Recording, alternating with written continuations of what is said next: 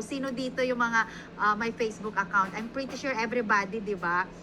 Kasi lahat tayo siguro, you find this business through Facebook, through online. So, napaka-importante na na-set up mo ng bonggang-bongga ang iyong Facebook account. You should have your decent profile picture, cover photo, and even dapat na i-edit nyo yung inyong bio, 'di ba? So, kung makikita nyo yung mga samples dito, first of all, our Black Diamond Mother Mentor, Precious Grace Capili. So, 'di ba, ang ganda ng kanyang cover photo, ang ganda din ng kanyang profile picture.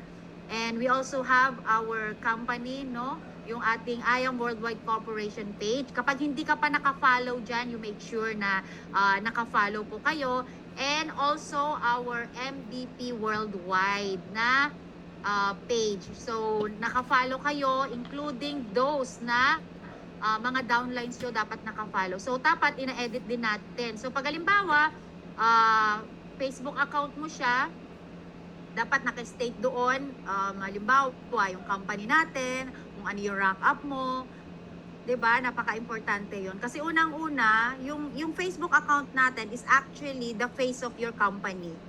No, yung face ng negosyo mo, and it speaks a lot about you, kung ikaw ba yung mapagkakatiwalaan nila, kung ikaw ba yung gusto nilang makasama sa negosyo. Kaya importante, professional yung ating mga Facebook account.